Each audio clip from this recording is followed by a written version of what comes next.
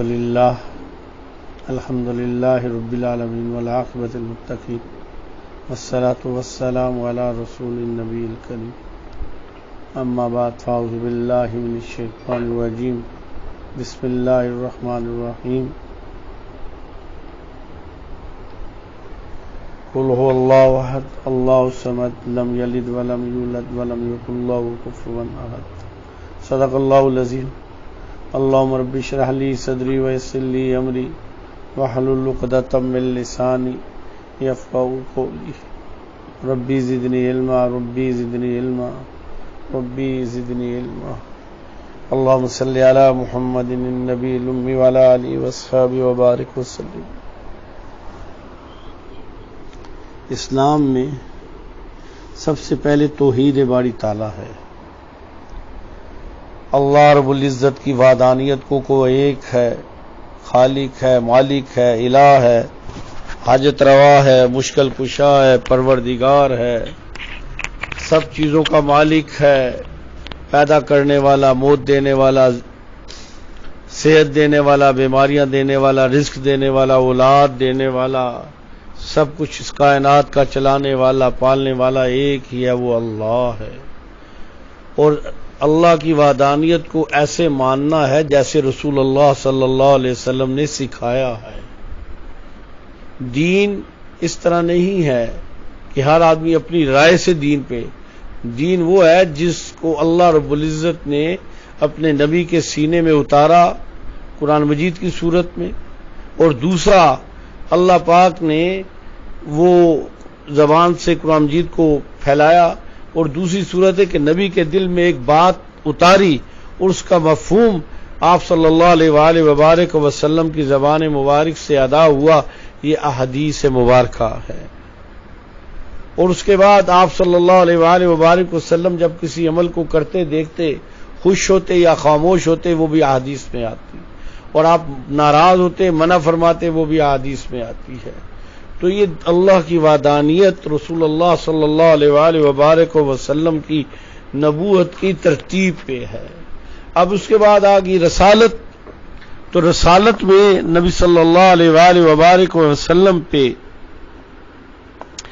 ایمان لے کے آنا کہ آپ اللہ کے نبی ہیں، اللہ نے آپ کو نبوت عطا فرمائی ہے، آپ رسول ہیں، آپ العزم رسول ہیں، آپ خاتم النبیین ہیں، اور اللہ رب العزت نے آپ میں کلام اتارا، اور اللہ رب العزت نے آپ کو معراج نصیب فرمائی، اور اللہ رب العزت نے آپ کو اس قیامت تک کے لیے نبی بنایا، اور سارے علاقوں کے لیے بنایا۔ نبی صلی اللہ علیہ وآلہ وبارک وسلم سے پہلے جو نبی ہوتے تھے وہ علاقائی یا وقتی اعتبار کے اعتبار سے ہوتے تھے۔ سیدنا ابراہیم خلیل اللہ اتنے بڑے نبی ہیں، رسول ہیں، العزم رسول ہیں، لیکن دریا سے پرلے طرف حضرت لوط علیہ السلام تھے۔ تو رسول اللہ صلی اللہ علیہ وسلم آخری نبی ہونے کے ناطے سے آپ قیامت کی صبح تک کے آپ کے احکامات، اور اس کے بعد دنیا کے تمام علاقوں میں، مشرق سے مغرب، شمال سے جنوب، زمین سے آسمان، سارے میں آپ ہی کی نبوت ہوگی، اور باقی ساری سابقہ نبوتیں منسوخ کر دی گئیں، اور دین وہ ہے جس کو آپ صلی اللہ علیہ وآلہ وبارک وسلم نے سکھایا، بتایا، اور صحابہ کی جماعت عطا کی۔ اب نبی صلی اللہ علیہ وآلہ وبارک وسلم کی اطاعت کس کو کہتے ہیں، اتباع اس کو کہتے ہیں کہ آدمی نبی صلی اللہ علیہ وآلہ وبارک وسلم کے حکموں کو من و ان مانے۔ جب آپ صلی اللہ علیہ وآلہ وبارک وسلم کی طرف سے کسی حدیث میں یا کسی قول میں آپ فرماتے ہیں کہ ایسا کرو، تو یہ آپ صلی اللہ علیہ وآلہ وبارک وسلم کی پسند اور حکم کے درجے میں ہے، اور آپ فرماتے ہیں نہ کرو، رک جاؤ، تو یہ آپ صلی اللہ علیہ وآلہ وبارک وسلم نے جب منع فرما دیا تو یہ رک جانا محبت کی نشانی ہے، یہ رک جانا محبت کی نشانی ہے۔ نبی صلی اللہ علیہ وآلہ وبارک وسلم منبر پہ بیٹھے تھے تو بیان فرما رہے تھے، تو کچھ حضرات کھڑے باتیں کر رہے تھے، دور تھے، نبی صلی اللہ علیہ وسلم کے قریب نہیں تھے، باہر تھے، تو آپ نے فرمایا بیٹھ جاؤ۔ اب آپ نے ایک الفاظ میں، تو حضرت عبداللہ بن مسعود رضی اللہ تعالی مسجد نبوی میں داخل ہو رہے تھے، ان کا ایک پاؤں اندر تھا ایک باہر تھا. یہ آواز آئی آقا کی بیٹھ جاؤ. حضرت عبداللہ بن مسعود وہیں بیٹھ گئے.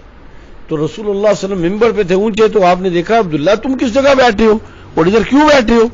فرمایا یا رسول اللہ آپ کی آواز آئی تھی بیٹھ جاؤ, بس میں بیٹھ گیا. آپ نے فرمایا میں نے تمہیں تو نہیں کہا. فرمایا یا رسول اللہ آپ نے کسی کا نام نہیں لیا تھا, آپ نے یہ فرمایا تھا بیٹھ جاؤ. میرے کانوں میں آواز آئی تو جو قدم پیچھے تھا وہ پیچھے رہا, جو آگے تھا وہ آگے رہا, یہاں ہی میں بیٹھ گیا. تو یہ کس کو کیا کہتے ہیں؟ محبت رسول, اتباع رسول, اطاعت رسول. آج ہماری زندگیوں میں تنگیاں کیوں ہیں؟ اس کی وجہ یہ ہے کہ ہم رسول اللہ پہ محبت کے دعوے بھی کرتے ہیں, یقین بھی رکھتے ہیں, لیکن اطاعت وہ کرتے ہیں جو ہمارا نفس پسند کرتا ہے. یعنی معذرت کے ساتھ یہ ایک ایسی بات میں عرض کر رہا ہوں جو ایک حقیقت ہے, اور میں نے خود بہت موقع میں بڑے بڑے دینداروں کو شادیوں میں یہ دیکھا کہ سنت کو ایسے الوداع کر دیتے ہیں جیسے سنت کے ساتھ تعلق ہی نہیں ہے. یعنی روٹھے ہوئے رشتہ داروں کو بھی منا لیں گے, اپنے اوپر قرضے ڈال کے بوجھ بھی ڈال لیں گے اور کچھ کر لیں گے, لیکن جب سنت کی باری آئے جائے کیا کروں جی, لوگ کیا کہیں گے, خاندان کیا کہے گا. یعنی رسول اللہ صلی اللہ علیہ وسلم سے یک دم منقطع ہو جاتے ہیں. اسی طرح ہی شادیوں کے اعتبار سے, پسند کے اعتبار سے میں نے اپنی زندگی میں بہت کیس دیکھے کہ جب کہا جائے کہ جی رسول اللہ صلی اللہ علیہ وسلم, بخاری شریف میں, مسلم شریف, باقی کتابوں میں ہے کہ شادی کی جاتی ہے خوبصورتی کی بنیاد پہ, کوئی عورت خاندان کی بنیاد پہ, مال کی بنیاد پہ, دین کی بنیاد پہ. آپ نے فرمایا دین کو اختیار کرو. بڑے بڑے دیندار, بڑے بڑے اچھے حاجی, نمازی, تہجد گزار اس خانے سے ہی خالی ہیں, اس خانے سے ہی خالی ہیں. کہیں تو سوچتے ہیں کہ جی اب شادی کرنی ہے تو گھر کو بھرنا ہے, کوئی ایسی لڑکی لانی ہے کوئی گھر بھر دے, جہیز میں اتنا سامان لائے, کوئی ایسی ہو کہ ایسی خوبصورت ہو کہ ہمارے خاندان میں ایسی ہو ہی نہیں. وہ بات کی بات ہے کہ کیا تماشا مچے گا, کیا حالت بنے گی, کیا ترتیب ہوگی, وہ تو بات کی بات ہے. وہ ساری مصیبتیں بعد میں ہم نے دیکھا ہے لوگوں کے ساتھ کیا بنتا ہے. اسی طرح ہی بات لوگ خاندانوں کی وجہ سے کہ وہ خاندان جو ہے بڑے عہدے والے لوگ ہیں, امیر لوگ ہیں, تو آدمی کے تعلقات ہونے چاہیے, تو پھر بیچارہ وہ ساری زندگی بیٹا وہ جو غلام اور نوکری بنا رہ جاتا ہے. لیکن جب دین کو اپنایا جاتا ہے تو دین کی برکات ہوتی ہے, اور سب سے بڑی بات اللہ کی مدد ہوتی ہے. ایک آدمی جب رسول اللہ صلی اللہ علیہ وسلم کی بات کو مانتا ہے اور اللہ کا حکم پورا کرتا ہے, اب اس کے ساتھ اللہ کی مدد اور رسول اللہ صلی اللہ علیہ وسلم کی دعا بھی شامل حال ہوتی ہے. اسی طرح کاروبار کے معاملے میں ہم نے دیکھا ہے کہ لوگوں کو یہ کہا جائے کہ یہ سود میں آتا ہے تو پتہ چل جاتا ہے یہ سود میں ہے, لیکن کیا ہوتا ہے, بس چل رہا ہے جی, گھر کا کاروبار کام بھی چل رہا ہے اور نمازیں بھی ہو رہی ہیں, حج عمرے پہ بھی جایا جا رہا ہے, لیکن وہ چیز حلال ہی نہیں, حرام کے پیسے سے تو کچھ بھی قبول نہیں ہوتا. اور بہت لوگ اچھے اچھے دیندار لوگ کاروبار کو نہ سمجھتے ہیں اور پیسہ لگاتے ہیں اور سود کی طرح ریٹس مقرر کر کے ماہانہ کے اعتبار سے یا کسی اور اعتبار سے منتھلیاں لے رہے ہوتے ہیں اور سود کھا رہے ہوتے ہیں اور اپنے بچوں کو کھلا رہے ہوتے ہیں. پھر اس کے اثرات زندگی میں بھی مرتب ہوں گے اور زندگی کے بعد قبر میں بھی مرتب ہوں گے. یہ جو میں نے گزارشات کی ہیں تو میں اس طرف آ رہا ہوں کہ اگر ہم یہ کہتے ہیں کہ ہم رسول اللہ صلی اللہ علیہ وسلم محبت کرتے ہیں تو محبت کا تقاضا تو یہ ہے کہ آقا اشارہ کرے نا تو آدمی جان دے دے. صحابہ رضوان اللہ تعالی علیہ مجمعین کی یہ شان تھی کہ رسول اللہ صلی اللہ علیہ وآلہ وبارک وسلم کے دل میں خواہش پیدا ہوتی نا کوئی, تو صحابہ کو اندازہ ہو جاتا تھا. اور آپ صلی اللہ علیہ وآلہ وبارک وسلم کبھی ایسے اپنا چہرہ مبارک اٹھاتے تو صحابہ آپ کی آنکھوں, آپ کے چہرے, آپ کے رنگ اور آپ کی خوشی اور ناپسندی کو دیکھ کے سمجھ آتے, زبان سے کہنے کی نوبت ہی نہیں آتی تھی. یہ اطاعت ہے, اس کو اطاعت کہتے ہیں. آج ہماری زندگیوں میں اطاعت نہیں ہے. میں نے تو چند مثالیں دی ہیں, لباس کے اعتبار سے, کھانے پینے کے اعتبار سے, کاروبار کے اعتبار سے, رشتہ داریوں کے اعتبار سے اور کتنے اعتبار سے ہم دین کو یہ سمجھتے ہیں کہ نمازیں پڑھ لینا دین ہے, تہجد پڑھ لینا، ذکر کر لینا، حج عمرے پہ چلے جانا، زکوٰۃ دے دینا اور لوگوں کی مدد کر دینا، یہ دین ہے. دین ہے، انکار نہیں ہے، لیکن سارا دین یہ نہیں ہے. سارا دین یہ نہیں ہے. جیسے اب مغرب کی 3 رکعتیں ہیں نا، تو کوئی 2 پڑھے تو نماز تو نہیں ہوگی، یا 1 پڑھے. پہلا جو ہے نا عقائد کا ٹھیک ہونا. عقائد ٹھیک نہیں ہو تو اعمال ہی قبول نہیں ہوں گے. اور دوسرا ہے اعمال کا کرنا، اعمال اس طریقے سے جیسے رسول اللہ صلی اللہ علیہ وسلم نے سکھائے ہیں. اور تیسرا یہ کہ معاملات ٹھیک ہو. معاملات میں لین دین، رشتہ داریاں، دوستیاں، دشمنیاں، تعلقات، کاروبار، یہ ساری چیزیں اسی میں آتی ہیں. اور عموماً لوگ اس میں کمزور پائے جاتے ہیں. عموماً لوگ اس میں کمزور پائے جاتے ہیں. اچھے اچھے خاصے دیندار معاملات کے اعتبار سے بڑے کمزور ہوتے ہیں. تو میرے بھائیوں، میری بہنوں، گزارش ہے کہ جو معاملات اللہ کے ہیں، میدان محشر میں اللہ کی مرضی، اللہ معاف فرما دے، لیکن جو مخلوق کے ہیں اللہ معاف نہیں کرے گا. شہید کے بارے میں آتا ہے کہ جب شہید کا پہلا قطرہ زمین پہ گرتا ہے نا تو اس کی گناہ معاف ہو جاتے ہیں، اس کی یعنی مغفرت ہو جائے گی. لیکن میدان محشر میں جب شہید آئے گا اور اس کا لین دین ہوگا تو اسے روک لیا جائے گا کہ پہلے اس کا حساب کرو. اب جہنم میں اس نے نہیں جانا، لیکن ابھی جنت میں بھی نہیں جائے گا. پہلے حساب کرو. اللہ اپنی طرف سے دے دے یا وہ معاف کر دے، یا وہاں تو معاف تو خیر میدان محشر میں کم ہی کوئی کرے گا. وہاں تو ہر بندہ کہے گا مجھے اس کے اعمال بھی مل جائیں یا میرے گناہ اس پہ چلے جائیں. عموماً یہ ہوگا کہ اللہ اپنی طرف سے اجر دے گا. بھئی شہید کے ساتھ اگر یہ معاملہ ہے تو باقی کسی کے ساتھ کیا ہوگا. میں اسی لیے 2 ماہ سے زیادہ عرصہ ہو گیا سب سے زیادہ بیان معاملات پہ کیے ہیں. اپنے لین دین، جائیدادوں کے حصے ترتیب کو آسن طریقے سے علماء سے پوچھ کے سیکھ کے تقسیم کر کے کرو. جو حصے میں آتا ہے بس ٹھیک ہے، اللہ اس میں برکت دے دے گا. اور اگر آپ زیادہ لیں گے تو زیادہ آج تو لے لیا، آپ خود بھی حرام کھائیں گے، بچوں کو بھی حرام کھائیں گے، اور میدان محشر میں یہ زمین کا ٹکڑا آپ کو اٹھانا پڑ جائے گا. اسی طرح مال ہے، اسی طرح دوسری چیزیں ہیں. تو بھی گزارش ہے کہ اطاعت رسول اللہ صلی اللہ علیہ وسلم کی نماز میں بھی کرنی ہے. دیکھنا حضرت عثمان غنی رضی اللہ تعالیٰ نے فرمایا کہ پانی لے کے آؤ، تو ایک کوز ہے جس کو لوٹا کہتے ہیں، اس میں پانی تو آیا. آپ نے وضو کیا، وضو کرنے کے بعد فرمایا مجھے وضو کی حاجت نہیں تھی، میں آپ کو یہ دکھانا چاہتا تھا کہ رسول اللہ صلی اللہ علیہ وسلم ایسے وضو فرماتے تھے. حضرت عبداللہ بن مسعود رضی اللہ تعالیٰ عنہ عراق تشریف لے گئے. حضرت عمر فاروق رضی اللہ تعالیٰ نے بھیجا، تو وہاں گئے تو فرمایا لوگوں دیکھو میری طرف. تو آپ نے 2 رکعت نماز پڑھی. پڑھنے کے بعد سلام پھیر کے فرمایا ھذا صلاۃ رسول اللہ صلی اللہ علیہ وسلم، ایسے ہے رسول اللہ کی نماز جو ہم نے دیکھی تھی، ایسے پڑھی جاتی ہے. اعمال ہو یا معاملات ہو، لین دین ہو یا ترتیب ہو، محبت ہو یا دشمنی ہو، تعلق ہو یا لا تلقی ہو، ہر چیز میں ہم پابند ہیں دین کے، رسول اللہ صلی اللہ علیہ وسلم کے ارشادات کے، ترتیب کے اعتبار سے.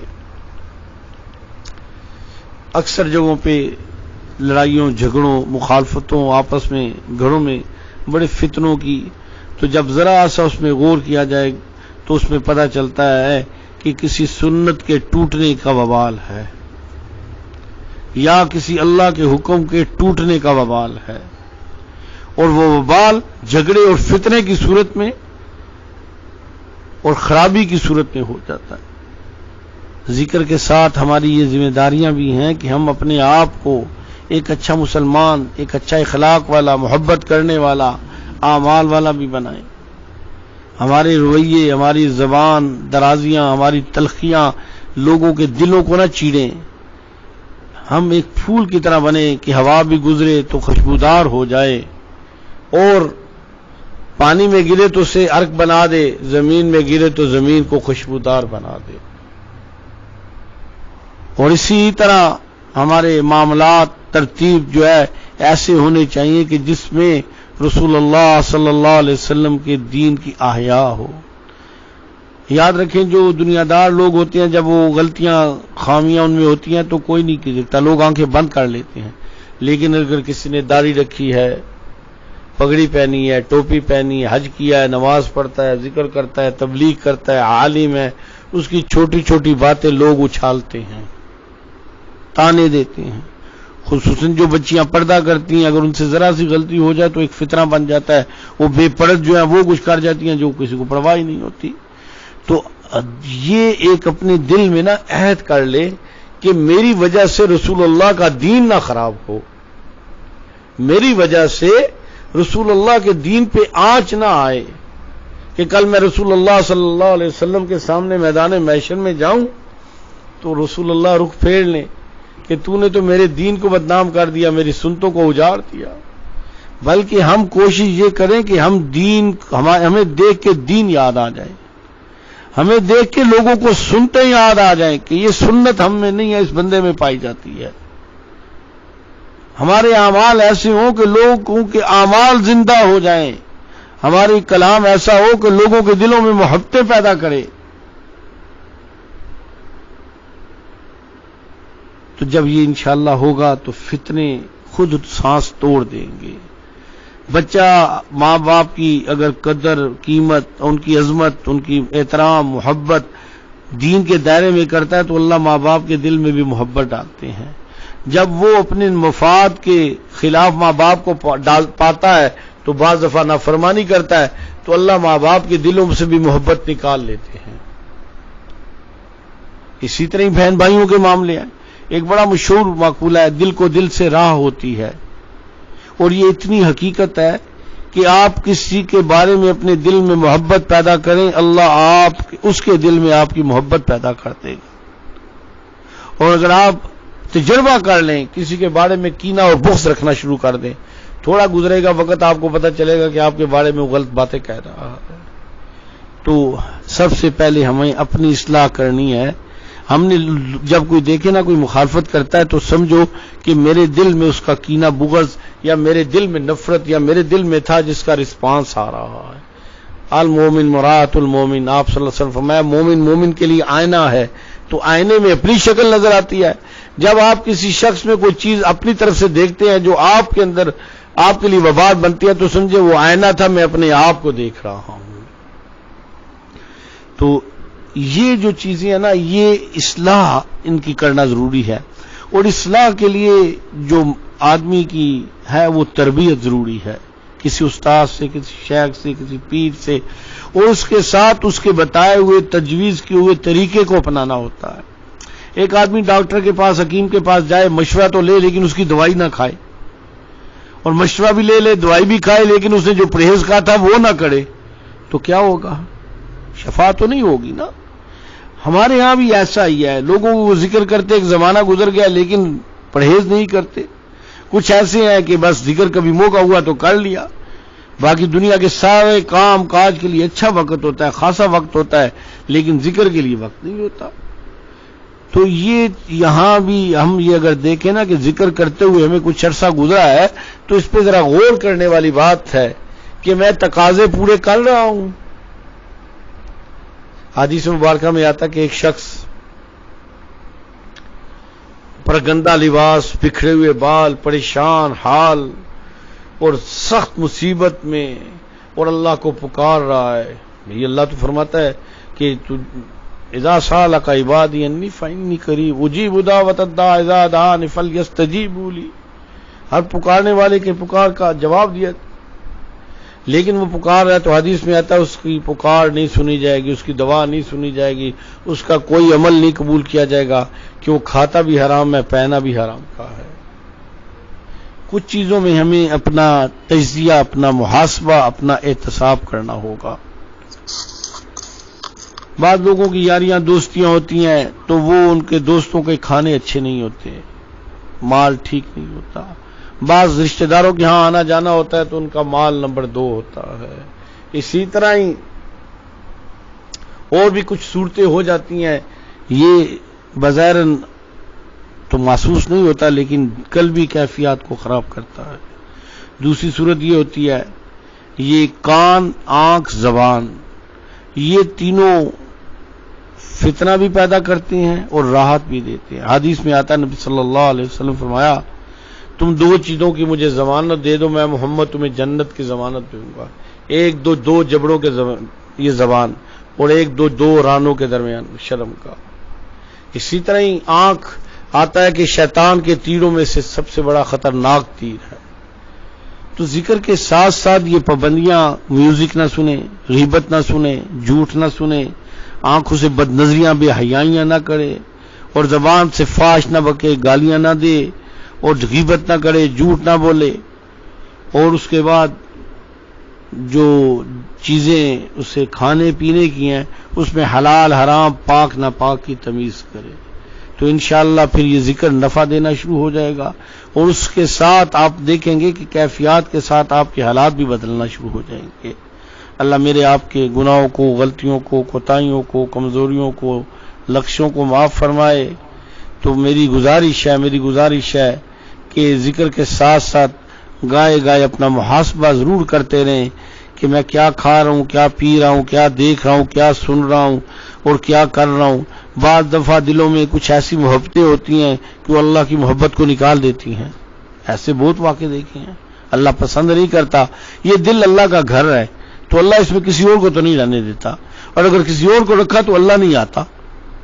یہ اللہ پاک بڑی حیا والا، غیرت والا ہے، تو یہ ساری چیزیں دیکھنے والی ہیں۔